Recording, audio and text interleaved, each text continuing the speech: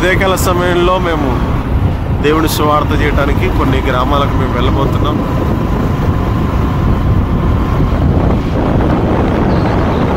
ఇవన్నీ కుగ్రామాలు, సువార్త తెలియని ప్రాంతాలు.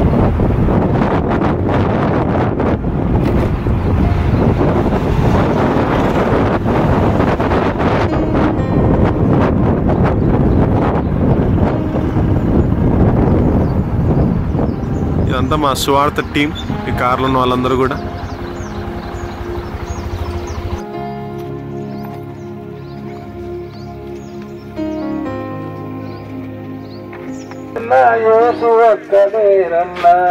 అందుకే నమ్మండి నమ్మండి అన్నలారా, నాతోటి చెల్లెలారా, నమ్మండి అన్నలారా నాతో.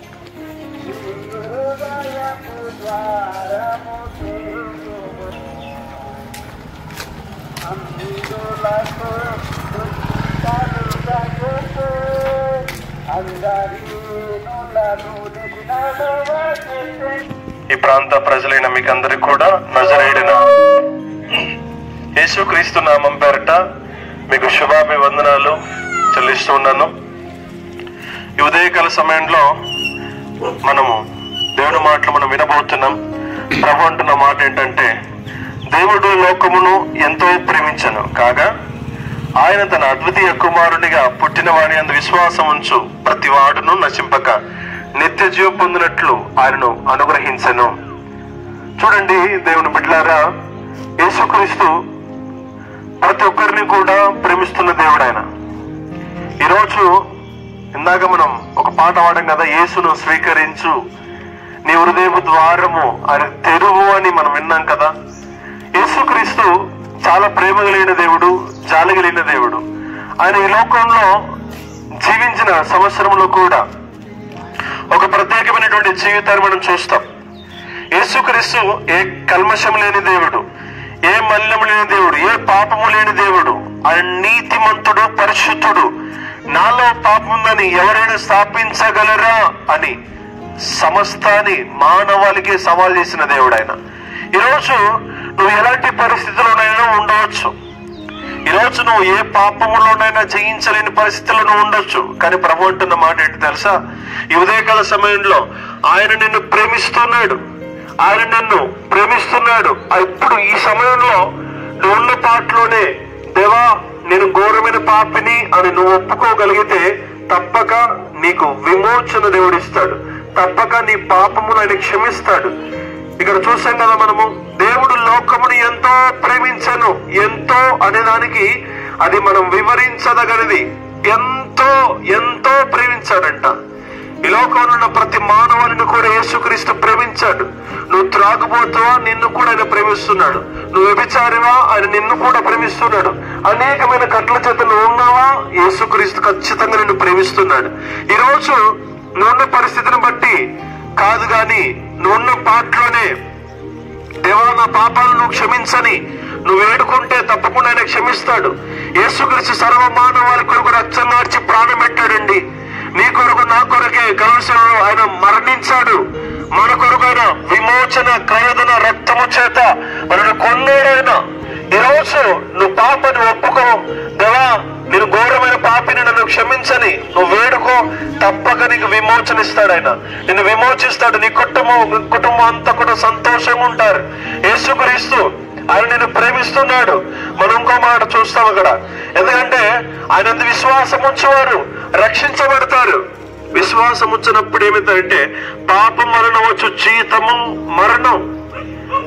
పాపము చేసేటప్పుడు ఏమనుకుంటాం అంటే ఏమి రాదనుకుంటాం, ఎంజాయ్ అనుకుంటాం. కానీ పాపం వలన వచ్చేది ఏంటంటే శిక్ష, అదే మరణం.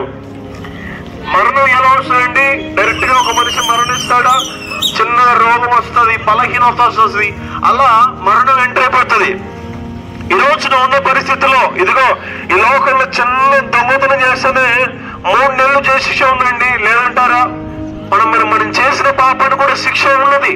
కానీ ఈరోజు ఆ పాపం నుంచి విడుదల పొందాలంటే ఇంకా ఏదైనా మార్గం ఉన్నదా అని అంటే యేసుక్రీస్తు అంటున్నాడు, నేనే మార్గము, నేనే సత్యము, నేనే జీవనై ఉన్నాను, నా ద్వారానే తప్ప తండ్రి వద్దకు ఎవరును చేరరు అని ప్రభు చెప్తున్నాడు. ఈ రోజు ఆయననే మార్గమై ఉన్నాడు. ఈ రోజు నువ్వు ఆయన చేతికి నీ జీవితాన్ని అప్పగించుకో.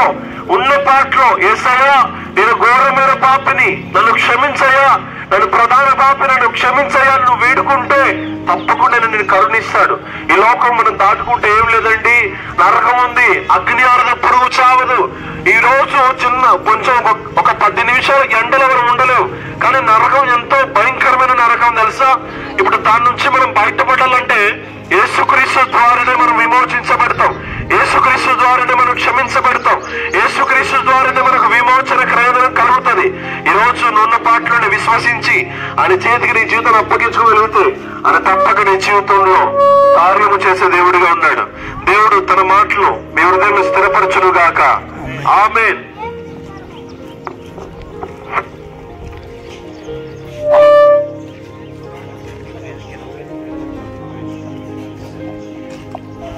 పరిశుద్ధుడే మా ప్రియ పరలోకపు తండ్రి, మీ ప్రియ కుమారుడు మా ప్రభు రక్షకుడైన యేసుక్రీస్తు నామమున కృతజ్ఞతాస్తుతులు చెల్లిస్తూ ప్రార్థిస్తూ ప్రాధేయపరచున్నాం.